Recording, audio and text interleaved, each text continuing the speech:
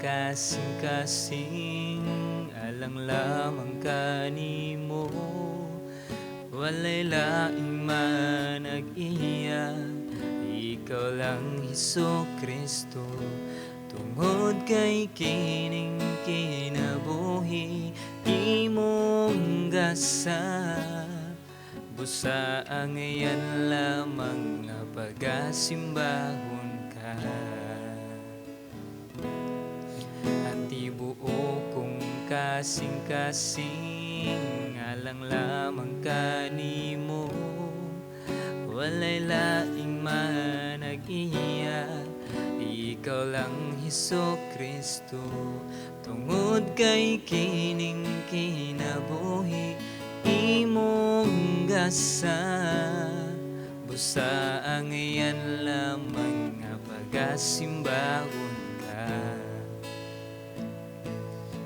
Pagkamaayo mo, Jesus, pagkatahom ning gugma mo, way makalabaw.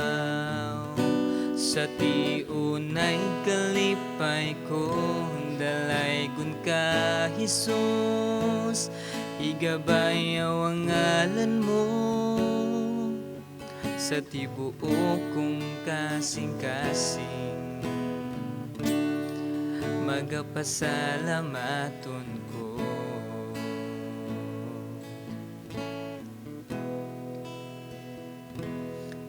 Bisan adunay panahon nga kumibiya, apan ang imong gugma, nagapabilin ka nako.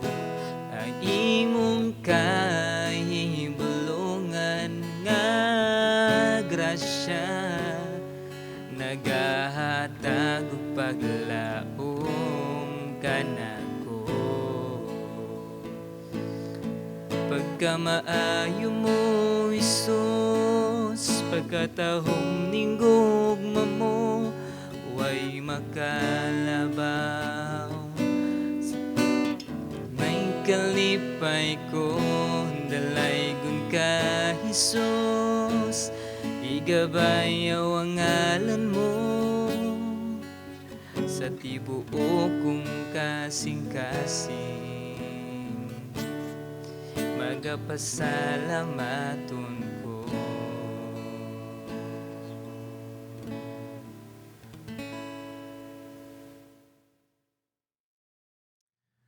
Mayong adlaw kanatong tanan. Og salamat sad nga na napud tay oportunidad nga gihatag sa Ginoo nga diin makatuon ta siyang pulong bisan sa ato ang mga panimalay sa tagtanaw ta sa YouTube. Salamat ta sa Ginoo kay naatay TV, naatay laptop or cellphone, unya naatay internet nga makatanaw ta sa YouTube sa ato ang video. Yun pa man, di na ito mapugngan ang gahom sa Ginoo sa iyang paghatag ka nato sa iyang mayong balita. Pinagi, online man or face to face. Pero karon sa online, no, ang Ginoo gihapon nagapanglihok sa itong mga kinabuhi. So kung nagsunod mo sa ato ang series, nagyapon ta sa Lucas. So na may mga Biblia, palihog og abli dito sa Lucas. Karon na ata sa Kapitulo 11. Kunya, versikulo 33, kutob sa 36. Sa mga paagig hapon, basahon nga po ako siya in English, niya ato ra gyapon siya i-translate into Cebuano. So, ang pulong sa Ginoo diri nag-ingon sa Lucas Kapitulo 11, versikulo 33, kutob sa 36. No one light a lamp and then hides it or puts it under a basket. Instead, a lamp is placed on a stand where its light can be seen by all who enter the house. Your eyes is a lamp that provides light for your body. When your eyes is good, your whole body is filled with light. But when it's bad, your body is filled with darkness. So make sure that the light you think you have is not actually darkness. If you are filled with the light, with no dark corners, then your whole life will be radiant, as though a floodlight were filling you with light. Nga po ta? Labing kapanog dalaygon ng mga Diyos, salamat kayo, Lord, sa lain na po nga oportunidad nga maghatag diin kami makatuon sa imong pulong Ginoo. Akong giampo nga imong balang Espiritu Santo mo'y magauban, magatudlo kanamo bisan unsa man nga butang kinahanglan namo mahibaw-an hinata Ginoo nga magatabang imong espiritu kanamo Ginoo nga among buhat ang tanan nga gusto nimo namong buhaton Ginoo ina nga paagi mahimaya ka sa among mga kinabuhi Ginoo. Hinata Lord nga tangtanga ang mga distraction karon sa among pagpaminaw sa imong pulong maka-focus mi diha kanimo og sa imong pulong Ginoo. Salamat kaayo sa tanan. Yung tanan Lord akong gipangayong pasalamatan sa ngalan ni Jesus. Amen ug amen. Again, may adlaw kanatong tanan naata diri sa Lucas, no? So ang giingon diri sa Lucas, ningon diri si Jesus Christ nga wala kunoy tao nga magsindi og kanang lampara or sa ato ang context nga mas makasabtan nato kandila nga itago ra ilawom sa basket, no? Di niya tabunan og bakat. Kundi imo na siyang ibutang sa taas sa stand para makita ang tibuok nga lugar, para makita ang tibuok nga balay. So kung mo sud, makita dayon sila no nga hayag. So mo purpose. So naay rason nganong gikinahanglan or gibuhat ng lampara or ang kandila kay para mahayagan. Pero kitaron kay modern naman ta. So na ilang panahon nani pa man karon na naman ta electricity. O na to switch na suga. So di kita maka-appreciate or unsa maka-imagine ani. Pero sa ilang time nato so kung sa ato ang context ng tan-awon more siya suga ba nga makadamlag sa kangit-ngit. So niingon siya nga sama sa kuno sa imong mata mura ko na siya glampariya nga mo'y naghatag og kasuga or kung sa to nakita mo na siya atong mo naghatag og kaayuhan sa ato ang siya kung hayag imong nakita nindot sa imong lawas. Pero kung kangit-ngit pati siya sa imong lawas. So mo nang klaruhon nato kung asa kuno ingon sa Jesus Christ 35, make sure siya klaruha kung unsang kahayag. Naa ba ka sa kahayag or basin na sa kangit-ngit. So nipadayon si Jesus Christ ug ningon siya nga kung ikaw naa sa kahayag, so dapat ang imuhang kahayag makita na sa mga katawhan.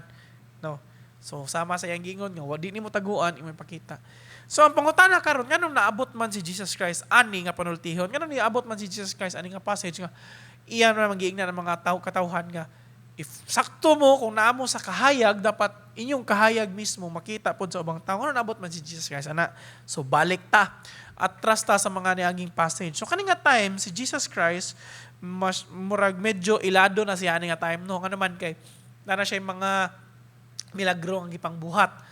Gipangayo niya mga nasakit o niya gipakaon niya ang katong 5,000 ka tawo o niya daghan na nagsunod-sunod di Jesus Christ ani nga time. So daghan na sila gipangbuhat sa mga disipulo. So karon kani nga context kani siya nga passage ang iyang uluhan gyud ang iya yung context kay night time nga si Jesus Christ cast out og demon nay na-possess ba sa demon unya iyang gipahawa iyang yung sana sa Bisaya ang cast out mo siya gipahawa niya ang demon nga nagpossess sa katao. So mo na nang-ingon diri sa bersikulo 14 kutob sa 16 man siya gingon diri ha. One day Jesus cast out a demon from a man. Yung gipahawa ang demon daw sa man nga dili kastorya who can't speak. And when the demon was gone, the man began to speak. So the crowds were amazed. So paghawa ko na sa demon, ang katungtahuan na kanang amang tungod sa demon possession, nakastorya na siya. Ang mga tao na-amaze sila. Wow, nana. So syempre kung may milagro nga buhaton si Jesus Christ, ma-amaze magina sila. Pero nakabati lang ani mo ni nahitabo.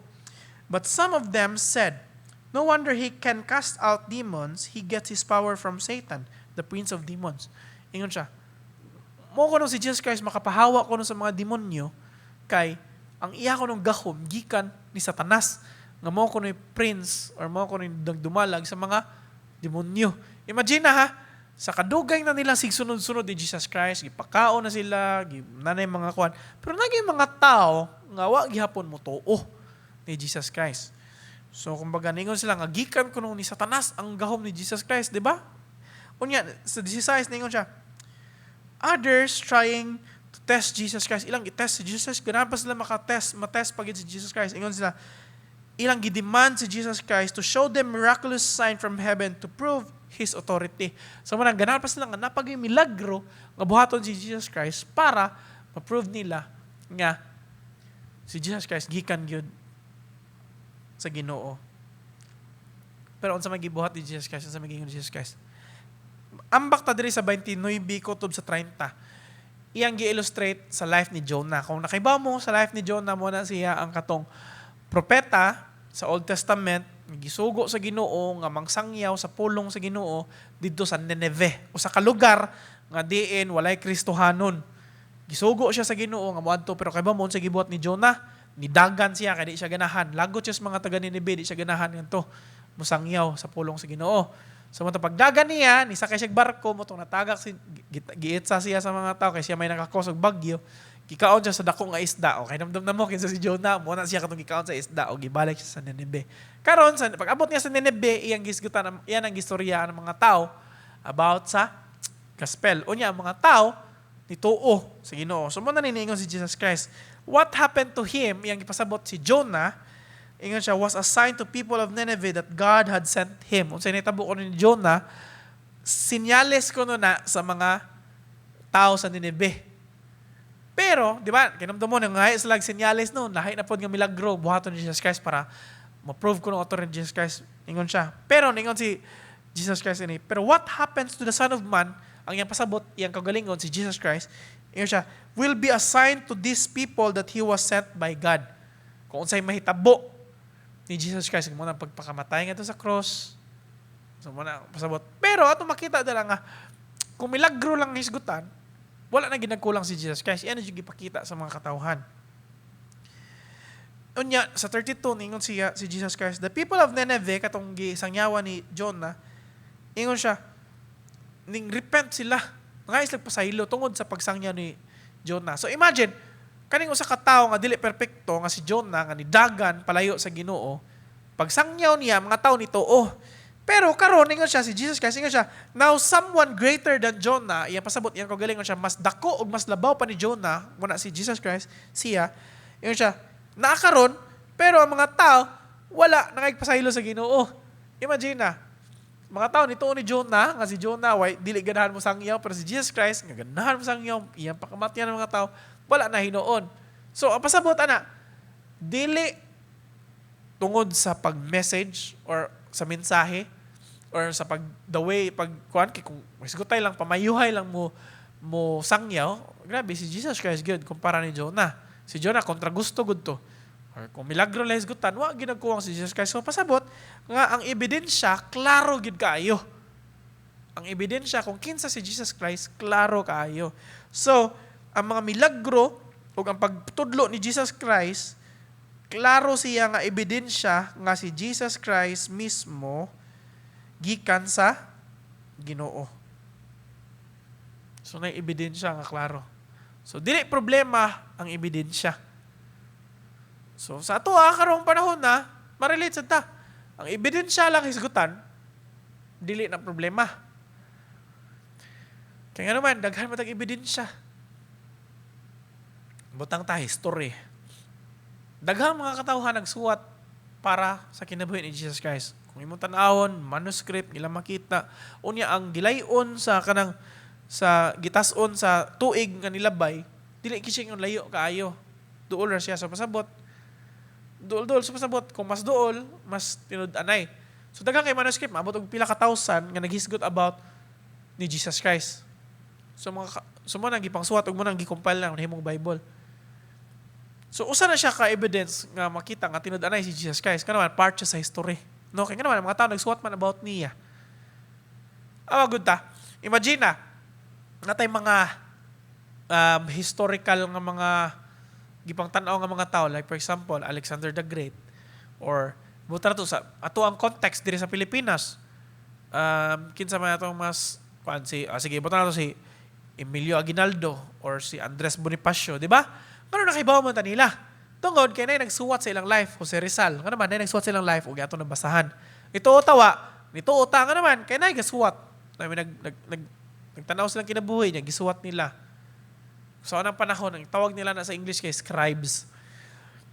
So, karon si Jesus Christ, na yung mga nagsuwat niya, iyang mga disipulo. Silang Lucas, mo itong gibasa ron. Silang Lucas, silang Matthew, silang Pedro. Ilang gisuwat ang life ni Jesus Christ. Kunya, ilang gitaguan.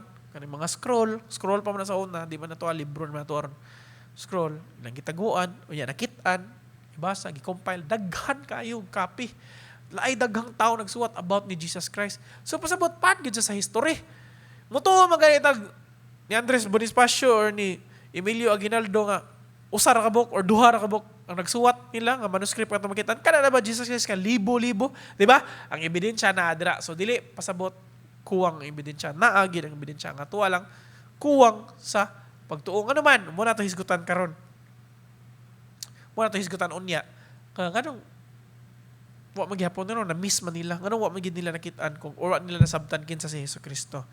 So again, ang ebidensya, klaro. Mga milagro ni Jesus Christ, atong mabasahan karon sa ihang mga gipangbuhat sa una. Naagyod, ang ebidensya na. So dili, na sa ebidensya o dili na sa mensahe, kung dili na, depende ra gid sa katawhan. So munang naghisgot si Jesus Christ ani sa 33 o sa 36. No. Ganingon siya, no one lights a lamp then hides it or puts it under the basket. Instead, a lamp is placed on stand where its light can be seen by all who enter the house. Kung atong tanawon ang analogy or kung atong tanawon kung atong sabton ang pagkakasuwat, diyan na si Jesus Christ, wala kunoy magpasiga og lampara or kandila nga ibutang ilaw sa basket, which is very obvious, di ba? Kaya naman, kinsa mga tao nga magpasigag suga nga tabunan, di ba? Ang reason nga imong gipasigaan para makitaan sa mga tao na ebidensya. Kung atong tanawon ang analogy, si Jesus Christ mauna siya. Gipakita niya sa mga katawhan ang iyang kahayag, no? Yung mga milagro, nagbuhat siya mga maayong butang, isangyaw niyang pulong sa Ginoo. Iyarang simple nga iyang gipakita ang iyang kahayag sa mga katawhan. Wa niya gitaguan ni Jesus Christ. Iyang gi-place ang iyang kahayag sa babaw nga makita sa mga tao, pero wa gid makakita ang mga tao. Nganong wa man nakakita ang tao? Mo na ni sa verse 34. Ningon si Jesus Christ, your eyes is a lamp that provides light for your body. Ang imuhang paglantaw provide siya kahayag sa imong kalawasan. Pero kung imong mata, tarong, hayag imong makitaan. Pero kung imong mata, di tarong, syempre, darkness or di makita. So, kumbaga blindness ba? So, maraming siya sa 35, make sure that the light you think you have is not actually darkness. Muna niingon si Jesus Christ, ni conclude siya, iyang ipakita. Kaya naman, ang mga tao, nangayo pa manog ebidensya. Klaro na kayong ebidensya nga gipakita sa Ginoo. Kung unsay gipangsulti sa mga propeta sa una, mo iyang gipang buhat. Klaro nga ebidensya. So di na sayop sa ebidensya kung dili sa tao nang gatanaw. So ang pasabot ni Jesus Christ, kung naapaka sa kangit-ngit, which is kita sa una, wala pa ta ni Jesus Christ, di ka makakita, di ka makasabot sa kahayag. Kay kangit-ngit man mo na yung gingon nga kung ang imong mata, kung gitanaw kahayag. So, niingon si Jesus Christ sa verse 35, make sure that the light you think you have is not actually darkness. Ang siya, klaruha na. Kung ang imong gituhuan, sakto ba or dili. So, munang ang mga katawan, so munang ma-miss na to, masabtan kung kinsa si Hesus Kristo, dili tungod sa ebidensya, kuwang ebidensya, dili. Kung dili, tungod sa ato ang status. Kung naa na ba ta diha sa Ginoo, or naaghapon ta sa kangit-ngit. Kaya kung naabata sa kangit-ngit, di kita makakita kung kinsa si Jesus Christ. Niingon diri si Jesus Christ. Sa verse 29, ingon siya, this evil generation keeps asking me to show them a miraculous sign. But the only sign I will give them is the sign of Jonah. This evil generation. So pasabot kaning mga naa sa kangit-ngit. Sige po sila pangitag sinyales, daghan akong sinyales gipakita ingon si Jesus Christ. Pero di sila makakita nga naman kay wala sila sa kahayag in the first place. So ang una, kinahanglan ta nga naata sa kahayag. So ang pangutana, sama sa gipangutana ni Jesus Christ, make sure that your light you think you have is not actually darkness. Klaruha ang imuhang kaluwasan. Kung naa na ba ta dira sa Ginoo. Ikaw ug ako. Pangutana ko nimo kagalingon. O tanay mo ko galingon, na baka sa kahayag karon? Or ba sinasa kangit-ngit? Mo siguro di ta kakita kinsa si Jesucristo, sa kaayo niya, sa iyang gibuhat. Di na ito masinati ang iyang kaluoy, ang iyang grasya. Kumbaga, siya ra gyapon tag kinabuhi sa itong mga karaang kinabuhi. Kay tungod, ano man. Kaya again, napamatas kang ngit-ngit. So kung ikaw nasa tanaw ni mo, napaka sa kangit-ngit. Allow me to ask you this. Ganahan ba ka na mabalhin diri sa kahayag?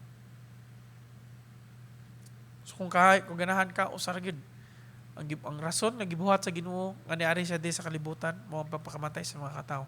Kung ganahan ka malabdagan sa kahayag sa Ginoo, buhaton ang pagdawat nga ikaw makasasala, kinahanglan ng mangluluwas ug mga si Jesucristo. Ang rason kanang ninaog siya diri ng kalibutan na para luwason ta. Atong tuhuan, atong dawaton si Jesucristo, isip na atong Ginoo ug mangluluwas. Mga ka-Ginoo siya na gid ang master, siya na gid magbuot sa atong ginabuhi. Ug mangluluwas kay pasabot dili ta kaluwas sa atong mga kaugalingon. O dili si Jesucristo lang ang makaluwas kanato. So muna ni si Jesus Christ, ipadayon siya sa 36, ito siya, if you are filled with the light, ito siya, kung naana ka sa light, di ba? Kung nidawat na nimo si Jesucristo, ito siya, with no darkness, then your whole life will be a radiant. Pasabot, ang imong tibok kinabuhi, muhayag. Sama, balik na sa 33. Ito siya, kung naana kay kahayag, imo nang gidawat si Jesucristo, so di na nimo taguan ang imong kahayag. Kinsa man mo sindi og kandila nga taguan, ingon siya, kung dili imo na ipakita. So pasabot, ang ato ang kinabuhi, there's a challenge ni Jesucristo, nga gitawag ta nga magkinabuhi, nga giingon nga kahayag sa mga katawhan. Sama sa gingon ni Jesus Christ sa iyang pulong, you are the light and salt. Kita ang kahayag sa kalibutan. Kano naman tayo kahayag? Tungod kay nituog ni dawatan ni Jesucristo, nalamdagan ta sa kahayag, karon ang atong kahayag, ato pong ilamdag sa ubang tao. So dihang imong gidawat si Jesucristo, na anak kay obligasyon nga mahimong kahayag sa mga katawhan. Ingon siya, your whole life will be a radiant. Ang imong tibuok kinabuhi, ha, dili half sa imong kinabuhi, kundi tibuok kinabuhi, mo'y mulamdag sa mga katawhan. Unsa man ang tibuok kinabuhi? Sa imong panghuna-huna, sa imong pangstorya, sa imong action. So pangutana, unsa man di akong angay action, unsa man akong buhaton? Siyempre, ningon verse 36, balik, ningon siya, if the light, ang kahayag ni Jesucristo nag-provides, o kaayo, syempre, kaayuhan ra makita sa mga katawhan sa imuha. Pero kung bati, or naka sa kangit-ngit, syempre, bati. Sumuna ang mga Kristohanon, ilado, or mailhan, nga Kristohanon siya, tungod kay tarong, na kinabuhi, o matarong atubangan sa Ginoo, dili kay tungod kaya nato, kung dili kay tungod na lamdagan ta, sa kahayag ni Jesucristo, karon ganahan nato ipakita sa mga katawhan ang atong kahayag. So ang pangutana, sa mga Kristohanon, nga dugay na nakadawat ni Jesucristo, nagkinabuhi ba ta? Nga isip nga kahayag sa aning kalibutan na. Kaduha, sa katong mga nidawat pa lang karon ni Kristo, mao niya ang angay natong buhaton. Atong talikdan ang atong karaan nga kinabuhi. Ug magkinabuhi ta nga uyon sa kabubuton sa Ginoo. Kay ngano man, kay para malamdagan ang mga katawhan sa kahayag ni Jesucristo. Kumbaga, kung unsa ilang makita sa atoa, mahimo ra siyang reflection. Kumbaga sa amin, kita kag sa amin, nga kung mahayagan siya, may reflection. Nagid siya source sa light. Ang source nato sa light si Jesus Christ. O niya, mubanda ang kahayag ni Jesus Christ sa pinahagi sa atoa, sa ubang katawan. Saan mo na ito pagbuhat? Buhat og maayo. Atong mga tarong. Dili day tungod kay para malangit ta. Dili ang pagkalangit na to, gipakamatyan ta ni Jesucristo. Pero karon nga magbuhat man tag maayo kay ganahan ta mo lamdag sa kahayag sa kangit-ngit sa ubang tao. Sumuna ang mga tao, makita sila sa kahayag ni Jesucristo sa atoa ug ila pong dawaton si Jesucristo. So ang challenge para kanato karon. No. Ang ebidensya klaro naman nga si Jesucristo tinud-anay. Karon kung nituo ta ni Jesucristo, gitawag ta ikaw ako nga mahimong kahayag. Ayaw tagui ang imong kahayag ningon si Jesucristo. Hayag na ka. Ikaw ang mulamdag sa ngit-ngit. Kanong imong mataguan? Sumuna ang challenge nato. Usay ato mataguan nato pagka Kristohanon. Di na ito ipakita. So, unsaon man ito paglamdag, unsaon man ito pagtuman, Yeso Kristo, nga may siya lamdagan na ito ang mga kangit-ngit. So, challenge. Sukad karon, pag kinabuhi nga uyon sa kabubuton sa Ginoo para malamdagan na ito ang kangit-ngit o ang mga tawhan, mga pasaylo sa mga sala, sama sa itong gibuhat, kung mudawat diha sa Ginoo, kung mabalik atong relasyon diha sa Ginoo. May buntag sa tanan. Labing gamhanan nagdalaygo ng mga Dios, salamat Ginoo sa imong pulong nga nagapahinumdum ka namo. Nga ikaw ang kahayag nga naglamdag ka namo ug karon imo ming gitawag. Nga mulamdag sa hamsad sa mga kangit-ngit Ginoo. Hinawta Lord among kinabuhi makita sa mga katawhan. Ngisip nga kahayag kasi lapod mutuo nga ikaw buhi ng Diyos nga mong mangluluwas. Salamat kayo sa tanan Ginoo. Hinauton ta Lord, padayon may magkinabuhi. Kauyon sa mga kabubuton Ginoo. Kining tanan akong gipangayag pasalamatan sa ngalan ni Jesus. Amen. Amen.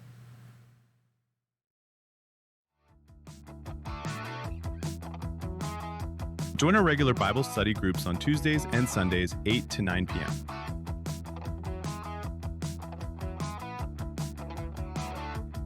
As well as a time of fellowship and encouragement with fellow believers.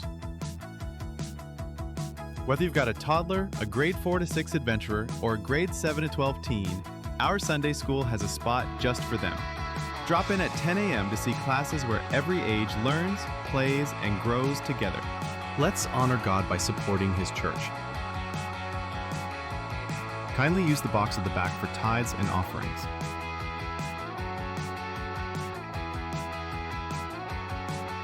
Follow our Facebook page to stay updated on church activities.